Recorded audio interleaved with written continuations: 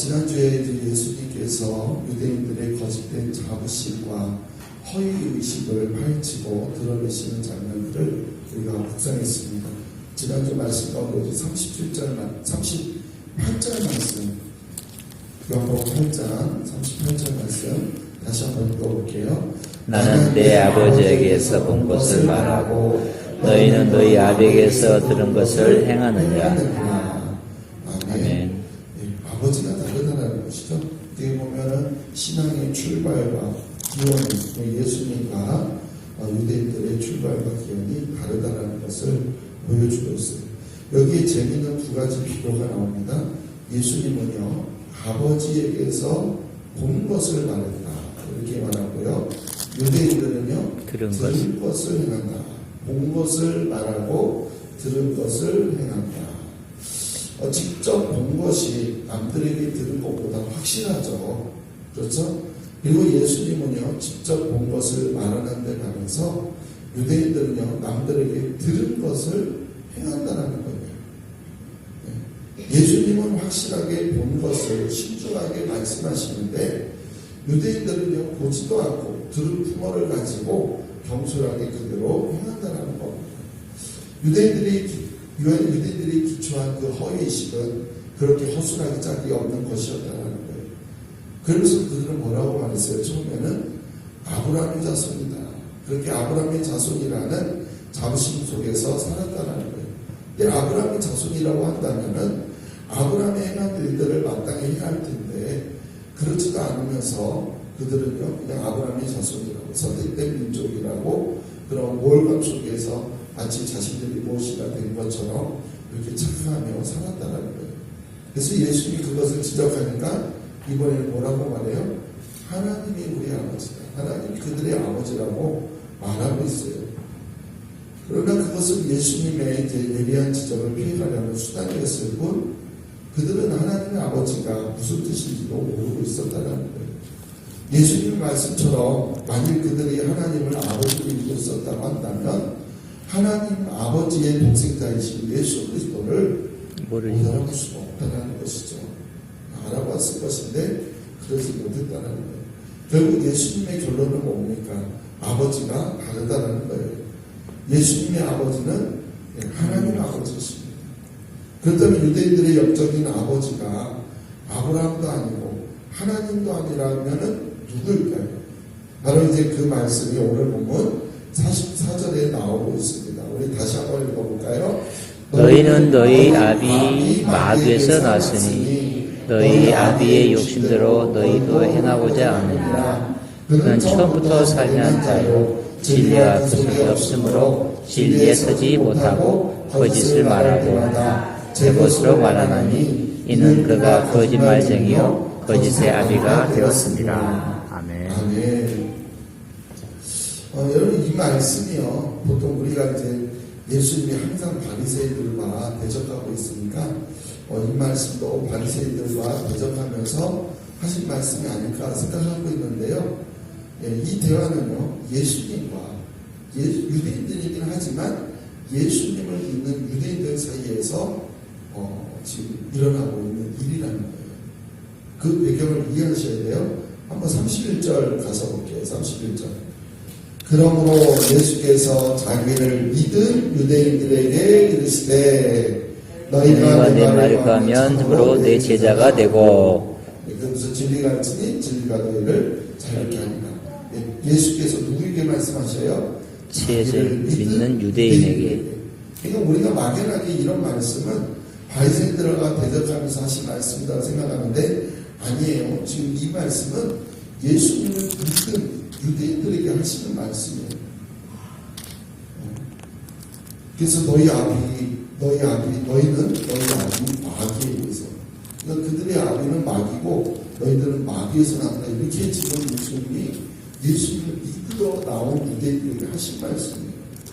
이렇게 예수를 믿었던 유대인들은 이런 예수님의 말씀에 대해서 점점 더 적대감을 가지게 되는 것이죠. 처음에는 아브라함이 우리 아버지다. 그때 그걸 또 예수님이 아니라고 했고, 하나님 우리 아버지다. 그것도 지금 아니라고 하고, 그래서 너희 아비는 마귀다라고 하니까 점점 더 예수님의 적대감을 가질 수밖에 없죠. 그래서 진짜 그들의 모습이 드러난다는 거예요. 그들의 믿음이 얼마나 비상적이었는지, 그리고 실제로는 그들이 예수님을 믿지 않은 사람들이라는 것이 밝혀지는 것이죠.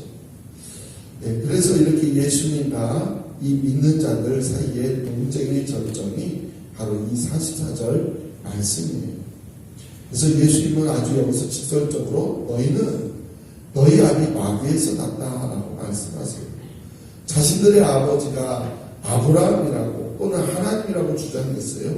근데 예수님은 너희들의 아버지는 마귀다라고 선언하시는 거예요. 그 이유가 뭡니까? 그들이 아비의 욕심대로 행하기 때문이다라고 말씀하세요. 그 말은요, 세상적인 정욕을 쫓아 살아가는 삶의 삶이라는 거예요.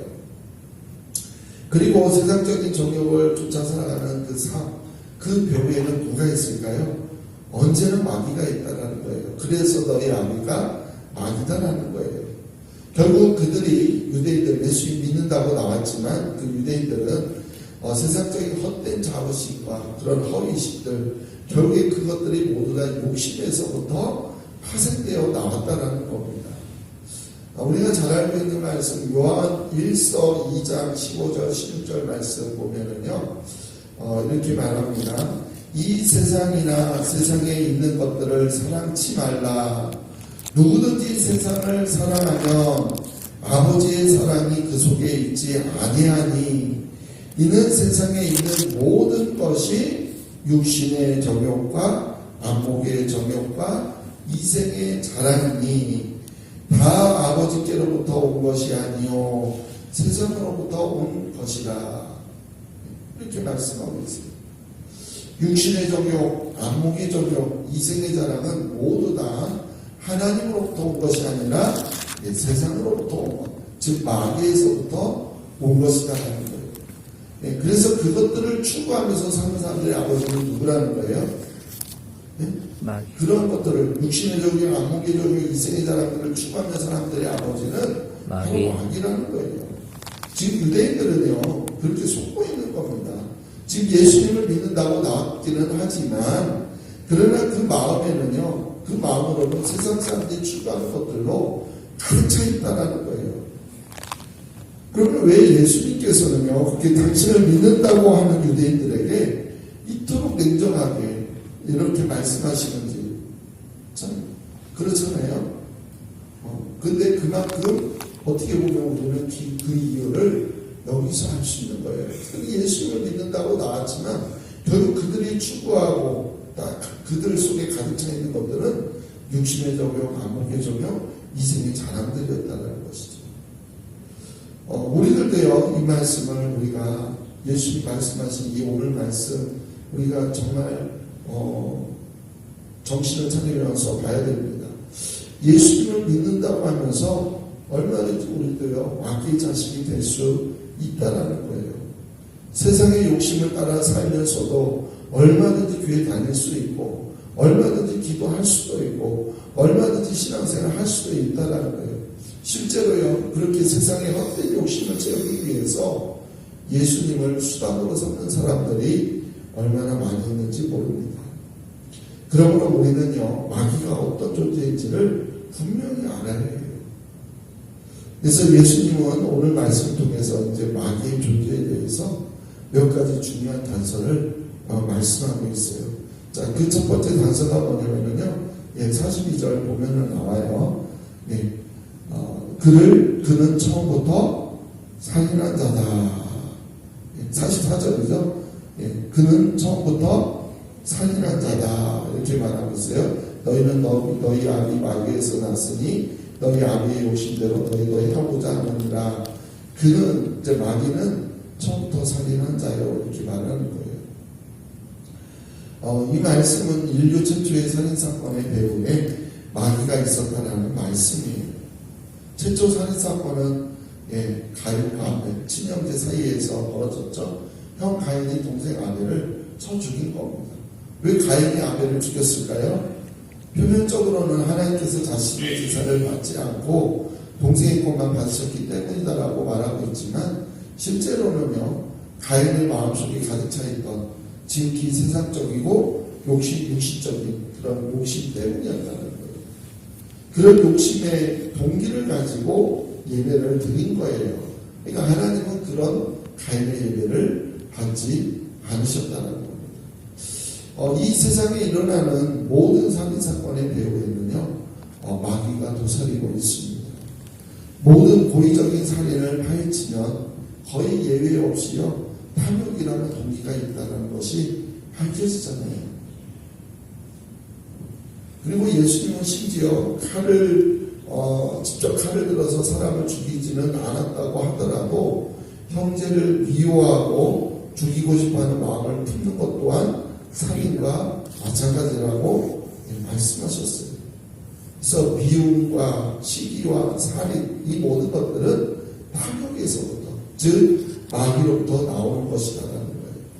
그렇기 때문에 어떤 이유로든 우리는 살인의 유혹 그런 미움 시기의 유혹들을 물리쳐야 합니다. 아멘. 다른 사람을 살해하는 것뿐만이 아니라 스스로 목숨을 끊는 것도 마찬가지예요.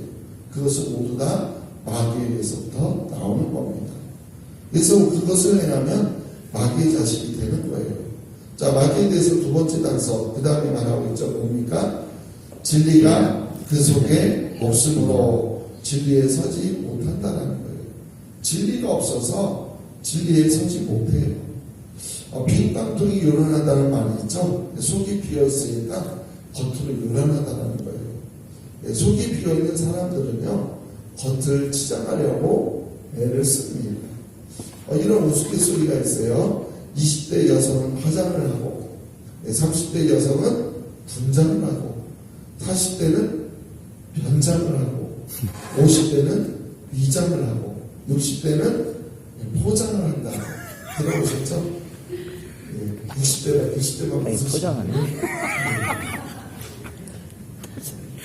근데 사실 나이가 들면 그렇잖아요. 주름도 생기고 뱃살도 늘어가고 그렇게 늙어가는 것이 자연스러운 일인데 그런데 그렇게 보이지 않으려고 모든 수단과 방법을 가리지 않고 매달린다는 거예요. 왜 거기에 매달릴까요? 바로 그 안에 진리가 없기 때문에 그렇습니다. 우리 육신보다 늙어가는 우리 육신보다 1000배, 1000배 더 중요한 영혼의 가치를 알지 못하기 때문에 그렇죠. 그래서 결국에는 썩어 없어질 것들에 목숨 걸고 살아간다는 거예요. 근데요, 그 배후에 마귀가 있다는 것을 알아야 돼요. 결국 진리가 없다 보니까 겉만 이렇게 화려하게 꾸미는 것, 결국 그것도 육신의 종교, 안목의 종교, 이생의 자랑과도 연결되어 있어요. 결국에는 그 모든 것들, 결국 썩어버려질, 없어질 것들에 목숨 걸고 살아가는 것, 그 모든 배후에 마찬가지 마귀가 있다는 것을 우리가 알아야 됩니다. 진리가 아니라 헛된 일, 쓸데없는 일, 가짜 인생에 목숨 걸게 만드는 것이 결국 마귀가 하는 일이에요. 그것 따라 살아가다가는요, 마지막에 남을 게 뭐가 있겠습니까? 우리는 그런 겉모습을 붙잡는 게 아니라 진리를 붙잡아야 합니다. 아멘. 진리신 예수님을 우리 놓치지 말아야 돼요. 겉모습 치장하다가 예수님을 놓쳐버리는 일이 없기를 바랍니다. 그래서 세상 사람들이 다 유행 따라간다고 해도 우리는 변함없이 진리를 따라 살아야 합니다. 아멘. 그래야 우리는 마귀의 자식이 되지 않는 거예요. 세상 따라가면, 유행 따라가면 결국 우리도요 마귀의 자식이 될 수밖에 없다는 것이죠. 마귀에 대한 세 번째 단서는 뭡니까? 거짓말쟁이요. 거짓의 아비가 되었다. 그러니까 거짓말쟁이며 거짓의 아비다라고 말하고 있죠. 마귀는요 거짓말의 선수입니다. 근데 거짓말을 얼마나 진짜처럼 하는지 사람들은요 거기에 다 속아 넘어간다는 거예요. 최초의 인간도 그랬습니다. 하나님께서 분명히 선악을 알게 하는 나무의 실과를 어떻게 하지 말라고 했어요? 절대 먹지 말라고 했어요. 절대 따먹지 말라고 했어요. 만약 먹게 되면 어떻게 된다고요? 반드시 죽게 된다라고 경고하셨어요. 근데 마귀는요 거짓말하죠. 죽지 않는다라고 혼장당합니다. 오히려 하나님이 먹지 못하게 하는 진짜 이유는 너희들이 하나님과 같이 되어서 선악을 알게 될 것이기 때문이다. 이렇게 유혹해요. 그러니까 그 말을 듣고 보니까 분간을 못해요. 워낙 거짓을 진짜처럼 말하니까 정말로 선악과가 먹음직도 하고 보암직도 하고 지럽게 할 만큼 탐스럽게 보였다는 거예요. 그래서 마귀의 거짓말에 속아서 벌컥 먹었지 않았습니까? 그 결과 어떻게 된 거예요? 마귀에게 속은 거예요. 죽지 않는다고 했는데 결국에는 죽게 되었습니다. 이미 그때는 아무리 소용해도 후회해도 소용이 없어요. 이처럼 마귀는요 거짓의 아니라는 것을 우리는 알아야 합니다. 거짓말을 진짜처럼 해요. 거기에 속아 넘어가서는 안 된다는 것이죠. 그들은 그 거짓말을 우리가 어떻게 분별할 수 있을까요? 마귀의 거짓말에는요 분명 목표가 한 가지가 있어요. 그것은 하나님의 말씀을 대적하게 만든다는 것이죠. 선악과도 그거잖아요. 하나님은 절대 먹지 말라. 먹으면 반드시 죽을 것이다. 하나님의 말씀에 대적하게 만드는 게 마귀의 거짓말을 분별할 수 있는 유일한 방법이에요. 하나님의 말씀에 순종하지 못하게 하는 거예요. 그래서 우리가 그것만 분명히 알아도 마귀의 말에 속지 않을 수 있다는 겁니다. 우리가 하나님의 말씀대로 순종할 각오가 되어 있으면 마귀의 거짓말이 들어올 틈이 없어요. 그런데 내 생각에는 하면서 하나님의 말씀을 구부리기 시작하면은 그 틈 사이로 마귀의 거짓말이 들어온다는 것이죠. 그러나 우리가 말씀에 순종하면 하나님이 우리의 아버지가 되시지만 그러나 말씀을 거역하면 우리는 마귀의 자식이 된다는 거예요. 앞서 말씀드린 대로요. 지금 이 대화는 누구에게 하시고 있는 거라고요? 예수님을 믿는 유대인들과 대하고 있다는 것을 기억하셔야 돼요. 말로는 예수님을 믿는다고 하지만 그 아비가 마귀인 사람들이 있다는 거예요. 마귀의 거짓말에 속아 넘어가서 예수님을 대적하고 교회를 흔들고 어려움을 가져오는 사람들이 있다는 거예요. 보세요. 아담과 하와가 있는 에덴 동산은 어디입니까? 제가 늘 강조하잖아요. 에덴 동산은 하나님 나라라고 했잖아요. 그 천국에서도 마귀에게 속아 넘어간 거예요. 가인은요, 어떨 때 살인을 하게 됐어요? 하나님 앞에 예배하다가 그 살인 의도를 갖게 되었다는 거예요. 마찬가지 우리가 교회 다니고 예배 드린다고 해서 안전지대가 있는 것은 아니다라는 것이죠. 지금도 얼마든지 교회 안에서 마귀의 거짓말에 속아서 마귀의 종노릇하며 살 수 있다라는 겁니다. 근데 그런 사람들은요 스스로 그렇게 본인이 마귀의 종노릇하고 있다는 것을 모른다는 것이 문제예요. 여러분 어떤 일이든지요 교회의 덕을 세우지 않는 것이라면 무조건 그거는 마귀의 역사라는 것을 우리는 알아야 됩니다. 그래서 그것을 분별하여서 예수 그리스도의 이름으로 모두 다 물리쳐야 합니다. 아멘. 그것 때문에 우리가 정신 차려서 열심히 기도하며 신앙생활을 해야 하는 이유예요. 그렇습니다. 우리는 특별히 마귀의 기계에 넘어가지 않도록 더욱더 기도해야 될 줄로 믿습니다. 아멘. 주님께서 가르쳐주신 기도문에도요 시험에 들게 하지 마옵시며 이렇게 기도문이 있죠. 그렇게 기도하라고 우리에게 가르쳐 주신 거예요. 그러니까 우리는 시험에 들지 않도록 어떻게 해야 됩니까? 항상 기도해야 돼요. 아멘. 마귀의 속임수에 넘어가지 않도록 우리가 육신의 정욕에 따라서 살지 않도록 늘 기도해야 됩니다. 그리고요 무엇보다도요 마귀와의 영적인 전쟁에서 이기려면 하나님의 말씀에 우리는 무조건 순종해야 돼요. 하나님 말씀에 내 생각을 집어넣고 내가 판단하기 시작하면 마귀의 거짓이 분명히 들어옵니다. 하나님의 말씀 앞에는 무조건 순종해야 돼요. 내 생각과 내 마음에 하나님의 말씀으로 가득 채워야 합니다. 그리고 늘 찬송과 예배로 또 순종으로 채우는 거예요. 그래서 우리 안에 성령으로 충만하면 마귀의 거짓말이 들어올 틈이 없다라는 것이죠. 그래서 늘 성령으로 충만하여서 마귀를 대적하며 살아갈 수 있는 그런 우리 모두가 되기를 소망합니다. 아멘. 하나님 아버지, 마귀의 존재에 대해서 예수님이 말씀해 주셨습니다. 우리가 마귀의 존재를 분명하게 깨닫고 알아서 이 시대 가운데도 마귀를 분별할 수 있는 영적 은혜를 허락하여 주시고, 그래서 마귀의 유혹에 넘어가지 않게 하여 주셔서 늘 하나님의 말씀 가운데 구하며 하나님의 나라를 함께 세워나갈 수 있는 저희들 모두가 되게 도와주시옵소서. 아멘. 행여라도 나의 무지함이 교회 안에서 마귀의 종로를 타고 있지는 않았는지 돌아보게 하여 주시고, 아멘. 조금이라도 교회의 덕을 해치는 일에 내가 쓰임받지 아니하도록 늘 말씀 가운데 깨어있게 하여 주시고, 늘 영적으로 깨어 기도하게 하여 주시고, 아멘. 성령으로 충만케 하여 주셔서 마귀를 능히 대적하며 나아갈 수 있는 우리 모두가 되게 도와주시옵소서. 아멘. 감사하며 예수님의 이름으로 기도합니다.